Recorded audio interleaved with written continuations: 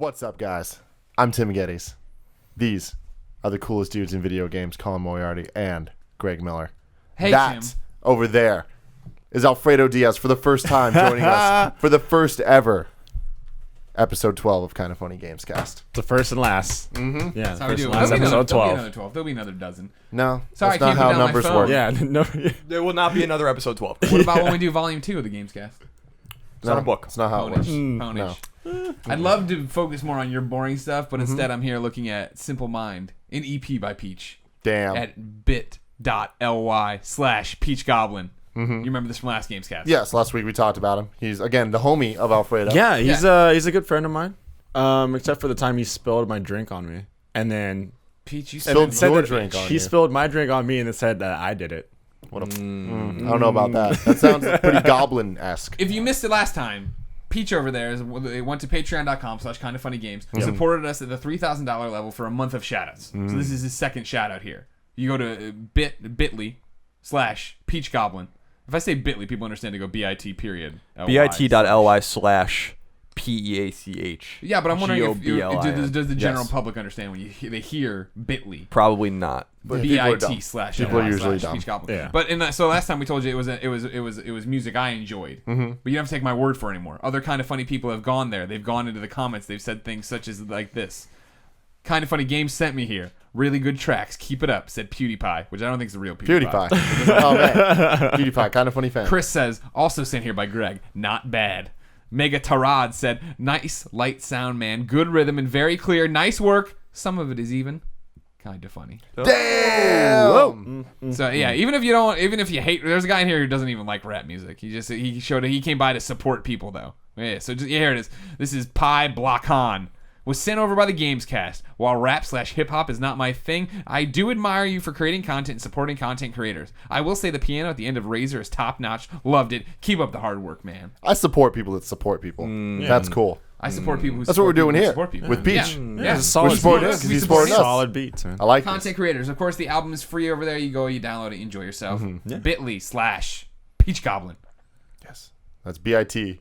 Now, they understand now. We've said it 3 times. Goblin. They get it. PEACHGOBLIN. Yes, yes.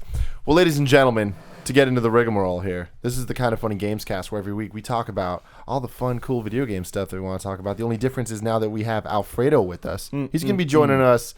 He's going to be a regular guest. Like, maybe not every episode. Yeah. But when he's not busy streaming over at twitch.tv/the Alfredo. No. No, Fuck that no. up, you What? twitch that up, host. Twitch.tv/Alfredo Plays. Yeah. You can find him on Twitter at twitter.com/the Alfredo Yep. Plays. Full-time streamer now. Yeah, so it's fun. So Alfredo recently left IGN to pursue his dreams of playing video games, which sounds weird. It's really weird. But it's going to be a good time. He's going to be over here a lot. Yeah. And he's going to be streaming for us on twitch.tv/kindoffunnygames all the time. We're giving you It's gonna guys be fun. them night streams and weekend streams. Yeah. Good. Yeah. You're a good man. In our off hours, as they call them. So I'm really excited about this. We're also just going to do a little something different today on the show. Because, first off, to go back Shirtless. to the rigmarole. We're not We're doing doing it shirtless. shirtless. Now that Alfredo's here, the shirts come off. Afraid I'll do it. Last topic, we're doing a shirtless. All right. So this show breaks up topic by topic over on YouTube Monday through Thursday. Full episode Friday on youtube.com/kindoffunnygames. Also on iTunes and SoundCloud, Kind of Funny Games. But you can get it early over at patreon.com/kindoffunnygames. But what we're doing differently today is instead of having just 4 topics, we're still going to have 4 topics. Sounds But- groundbreaking. But 2 of the topics, the last 2 topics, last week we're like, yo, we want to talk to the audience. Actually, every single topic this week is from the audience in some way. Yeah. So the first topic is from Patreon. Okay. The second topic, we're going to do a whole topic on one person's question because it's like a really good, long topic. But then I got a lot of questions from people that we need to answer. Some of them are geared towards Alfredo and your taste, and some are geared towards the group. So one topic's going to be questions to Alfredo, one's questions to the group. This is going to be fun. Let's get into it. Topic number 1. Kevin, this is topic number 1. You were very worried about this beforehand. Topic number 1. He got Kev. this. He got this. So this is from our friend Kenny Char. I think that's how you say it. It is, over that's on patreon.com/kindoffunnygames. If you want your topic, go over there. You can do it too. The topic is persistent online mode. It seems like more and more games are coming out that are constantly online, which I find to be quite disheartening. It seems like a great deal of game-breaking bugs recently are related to online connectivity, not to mention there are a number of AAA games out there, most notably Watch Dogs, that are forcing you to interact with other players, which as a mostly solo player, I hate. What are your guys' views on persistently online games, and do you think it's just a fad, or is it here to stay? Thanks, and kinda... Funny! Hey. He gets it. See, Yeah, he understands, Colin. He understands. Yeah, he gets it. Someone out there gets it. If it'll be a fad, gentlemen, remains to be seen. What? It's going to be around. Kind of. Persistent online work. Oh, I thought you were going to say the I'm kind of done funny with kind of chant. funny And I was thing. like, no, it's not going to be a thing. It's going to be a thing. Now that people know you don't like it, it's definitely going to be a thing. Yeah. People are going to. That's my move. You've played it. You've played your move so many times in front of people, though. Now they know. They're gonna badger you with it. Nah, You'll be yes, at the that's proctologist, and they'll come running in and screaming at you. God, doctor's got a finger in my ass, and he's all like, He whispers Say in an your ear. IGN, Alfredo. We could say that. Oh, you say whatever the fuck you want here. It's great. Yeah, I just realized that. Say something. Fuck. Say something. Shit, Yeah, dude. Yeah, Fredo it's gets nice. Shit, dude, yeah. penises. This is when the E3 rolled around where they did the Watch Dogs, and everyone's like, "Oh, Watch Dogs are cool." And then the next E3 rolled around, they had Watch Dogs and a whole bunch of other games. It seemed like this was going to be quote unquote next gen. The fact that you'll always be connected, and I don't feel if it's a fad. I definitely think fewer games will do it, but I think it's going to be a big part of gaming going forward. That idea that you're connected to someone at all times, that all this stuff's happening. Because the first step was Xbox Live in consoles, Xbox Live, then PlayStation Network. You look at what Steam does, right? I don't even have Steam open, I think, and then I start getting chat messages from people and all these different things. I think trying to bring people into your games is what people want to do. Not me necessarily. I definitely don't think it's a fad in the sense that it's not going away. Yeah, I disagree with that. Yeah, I Like, agree. it's definitely is it a good thing?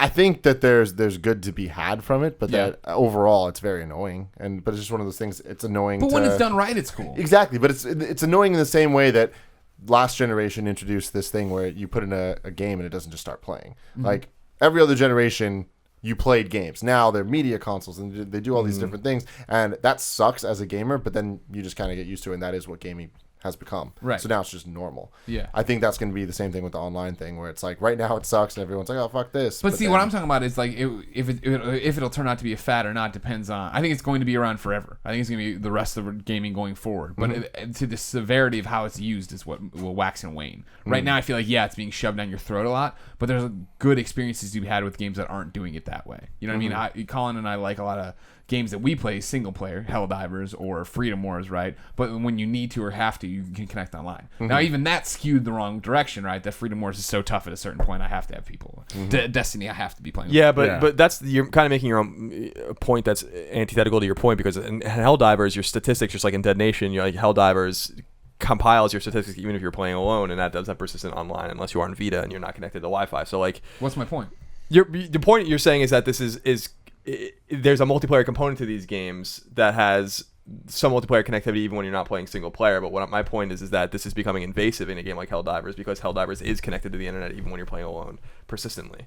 You know what I mean? So like, because you were saying before that you think it's going to wane or is waning or is there not? You said the amount. Yes, I'm saying the fad. The only fad portion would be how directly influencing you it is. Yeah, I think it's going to become go more in this direction and become more invasive. I think it's obvious. A game like Drive Club, for instance, on PlayStation 4 is all about connectivity even if you're playing alone. Obviously, you have these clubs or whatever, but you can play the game alone, but there's still a component of online functionality. And even when you look at games that are on PSN or Xbox Live, and they have leaderboards, and there's big campaigns that are conquered simply by like adding your statistics to the global statistics and stuff like that. I think those things are like kind of harmless, but I am a little disheartened. I like that he used that word, disheartened. I'm disheartened by it too, because what about people like me that don't really want to interact with people online in games? Like, I don't want that shit at all in my games. And it's cool if it's there as an option, but I like Watch Dogs is a huge turnoff, because even though I think you could shut a lot of this stuff off, like people can come in your game and just fuck with you, and it's like what is the fun in that? You know what I mean? Like, what is the fun in having someone invade your game when a game like The Division is announced and it looks awesome, but you have to maybe play with other people to get the full experience? It's like, well, why? Yeah. And the bigger question is, and I'm not sure how you guys feel about this, is that the more connected your game becomes, the more it becomes relied on a group of people playing it. In other words, games come and go quickly when the more online functionality is required. Look at Titanfall. You know what I mean? So that's a bigger concern too that might dishearten him as well. Yeah. So here's the thing. I mean, Colin, me and you are definitely more single player guys. Greg's a little more. He just does everything and doesn't really care. I don't play So yeah, I was about to say, like, I don't know, from my point of view, I'm always connected, always playing multiplayer. But I see the point where, like, with Watch Dogs, I don't like the fact that anyone can just jump in. Watch Dogs is a game I just want to play by myself, to be honest. So I don't know. I think it's the way that they implement it is like what they really need to look at and say, like, you know, is this too far? Is this not too far? But yeah, games like that kind of force you to have like crews and stuff. I feel like that makes things difficult for a lot of people who just want to experience the game. Like Greg plays, I know I always go back to Destiny because this is a big core of what I do. But like Greg plays Destiny, but he's not really going to experience like the best part of that game, which is the raid, because it allows online. It needs online, and it needs like a solid core group of people to work together. And so there needs to be balance, and it's going to be interesting to see where game developers go with that. Yeah, I mean, I think my only real experience with it is the like Miiverse, like when you're playing. That doesn't count. But why not? The Miiverse, the posts. Yeah, That's not real online. no, but what I'm saying is like Nintendo fanboy. Get out of here. No. QVC. I'm saying it's in a bad It's way. so Like cute. it was like semi-invasive, like playing through New Super Mario Bros. You want a stamp? You got a stamp. Yeah, Sign up for I'm saying I Miiverse. don't Like, like this, Greg. I know. But I know. going through the world map and then the posts popping up and stuff, I'm just like, I don't like this. And I think you can turn it off, but it's just like I don't like that. That's the default. Yeah. Like they're just trying to shove all this shit down your throat. Like just because you can be connected doesn't mean you should be. And I feel like it definitely is a case by case thing where it's just like, yeah, Destiny is only awesome because of that, but Mario does not. That's. I'm sorry. Go ahead, Greg. No. Please. This is going back to what I'm talking about. Is I think right now it's this fat stack of games that are doing it, and then the more vocal we as consumers be, that's when it starts to fade out. It's not going to fade out. People are just going to find a groove with it, where it is like, all right, our game doesn't need to be this, or they figure out a fucking way to make Freedom Wars and Helldivers able to go on as a single player experience. You know what I mean? Like there's a balance. Give me bots that are actually not stupid. Shit like that. Yeah. I mean, so things like you play a lot of Destiny, you play a lot of Titanfall. Like Titanfall was online only. Like, do you think that was a good call? I think Titanfall was just it's weird because Titanfall was online only, multiplayer only. So when when online didn't work, the game just didn't work. And I feel like that's a scary thing to just rely on, you know, having a game always needing to be online, because then it just did not work when there was no online. But I mean, does that matter? Like if you're talking months down the line when it doesn't work, like are people still playing the single player and all that stuff anyways? Or like, isn't it such a, like specifically with a shooting game or even like with Destiny, which is a shooting game, like, does that matter because the point of it is playing online with people?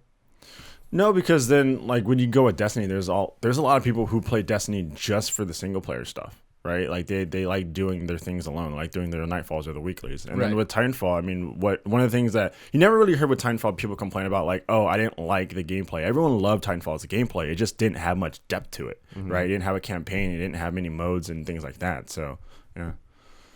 Yeah, I think the bigger confusing thing to me is that there's two sides to this, right? Like there must be some sort of data that suggests to developers and especially to publishers that I think are more into doing something like this, that this stuff works or it matters. That the connectivity between this isn't just a trend, that this has been going on long enough now where publishers are seeing some sort of dividend being paid off by putting resources into making a game at least somewhat connected, even if it is single player centric. The bigger question to me is, if a game doesn't need it, then why put the resources towards it at all and have a more of a design aesthetic where it says the game is single player and therefore must be enjoyed single player, or should be enjoyed single player, much like The Order 1886. For as bad as the game wasn't bad, for as subpar as that game was, there was no bullshit in that game. You know what I mean? Like it was the campaign. That's what it was. And I wonder when there's issues with a game like, not even Titanfall and Call of Duty and all these aren't even a good example, but when a game like Tetris Ultimate is actually a great example. Tetris Ultimate was a Ubisoft game, and Ubisoft shoves Uplay down everyone's throats with every one of their games, except for the fact that it fucking broke Tetris Ultimate. And it was broken as of 2 months after the game came out. If you have a full friends list or a near full friends list on PS4, you cannot play it because the game constantly pings PSN to like get leaderboard statistics and stuff like that. And it's like, first of all, you have to run a server to make this happen. You had to write netcode for this, like all sorts of things. Like why? Well, I think a big reason that Ubisoft specifically does this is all the like social media shit and like the Facebook integration and all that stuff. Because whenever people play Assassin's Creed or whatever, you get the Facebook posts that are just like, this guy's like Brian's playing Black Flag, and it's just like, all right, and like that, he doesn't know that his shit was set up that way, but it's just like it's this really sneaky thing where all these like developers are just like, it's promotion, like that is advertising for free to millions of people. Well, that's why I'm saying that there must be data that suggests that this is worth the problems that it must take and the resources that it must take to run servers and write netcode for these kinds of ancillary game. Like Assassin's Creed has a multiplayer component, but why is the game running on a server or like interacting at all with the internet when it's on single player? There's just weird design choices that are being made that are frustrating to me as a single player kind of purist. Like, I don't mind that multiplayer games exist. I'm so happy that a game like Destiny or Titanfall exists that people can enjoy online for those kinds of gamers, but I feel like that aspect of gaming is invading a kind of sacred space for like gamers that don't want that shit. You know what I mean? And that's kind of the bummer for me. Like when you fuck up Tetris, which is like something that like game designer 101 or like programmers, like that's like one of the first things they learn how to even make is just a Tetris game, as many people tweeted at me to tell me, because I didn't know that.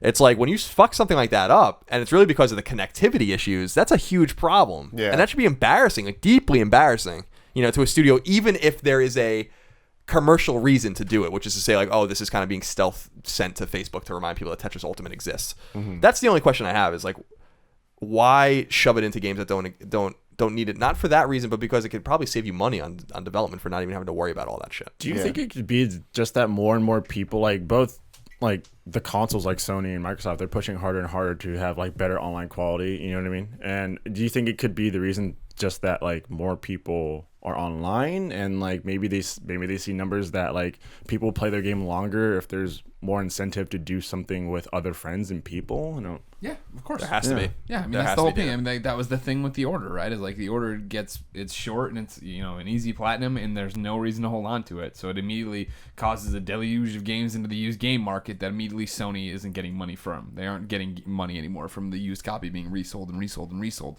So you have to give somebody a reason to hold on to this game. And that's what Destiny was great at this time around, right? As it came out, and not only is it a persistent online world that you're doing stuff in, it's also like, here's all our DLC. It's planned out this far. And like, you have folks like yourself who are totally into it. So many of our friends are super into Destiny and just running the same raids over and over again, the same missions over and over again, just to be ready for the next drop. Here's the next thing I'm going to be ready for, and then the cycle begins anew, and it keeps refilling and doing its same thing. And it's one of those that I think to console players and first-person shooter console players, maybe it sounds like so crazy and interesting, but it's just what MMOs have been doing forever. It's what WoW has been doing forever. Like, here's your daily, here's your dungeon, here's this thing, here's that thing, motivating you to keep coming back. And like, what's always not worked for us personally in the industry we're in is the fact that we just don't have that much time usually to give into it, right? Like, I love DC Universe Online. I think it's the best MMO of all time because it's the only MMO I've ever played that I fell in love with, and I've had like 500 hours in it. But the problem is that, like, for me to jump back into DC Universe Online, I know to get the next tier of armor is me having to run raids with people every week, every raid, do these different things to get the next piece of armor,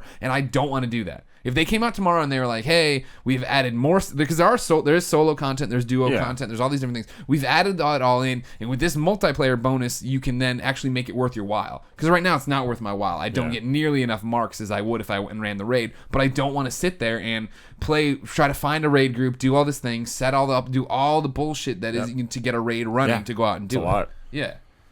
There is a subtle genius to what Activision and Bungie have done with Destiny, though, that the more that I've thought about the game, the more I appreciate the game, even though I know it's not for me. Because I played Destiny for fewer than 10 hours, and I played it by myself, and I was like, well, the voice acting's fucking awful from Peter Dinklage, and this game's boring, and I don't want to play it. So I stopped playing or whatever, but I realized that it wasn't for me, that I wasn't playing the game.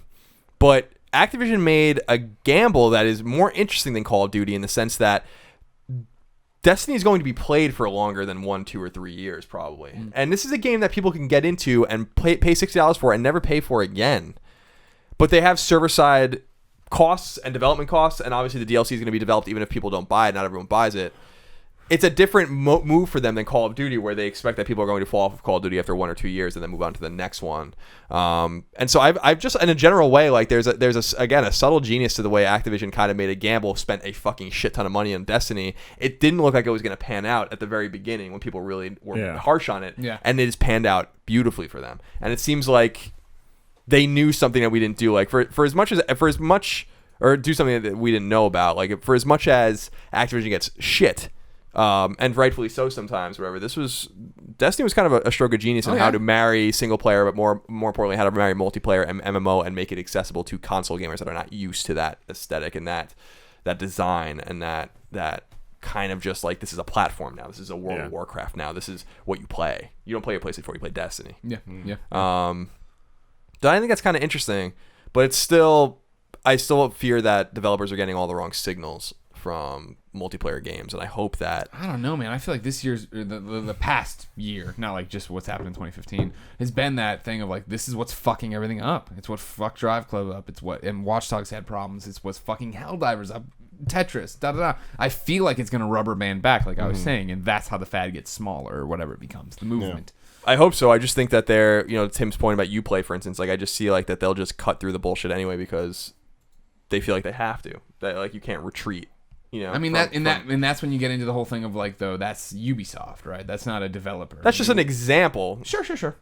Of a publisher that, because I mean, think about like the big publishers, like they're not going to, Sony's the one that's the biggest propensity to not do online stuff with their games, even though they do online stuff with their games. Like, I don't think that you would see a publisher release a game like The Order very often. Like the last game I can really think of that caliber or that AAA status that was really just a single player game was Wolfenstein. Yeah. So I don't know. We'll see what happens. Yeah.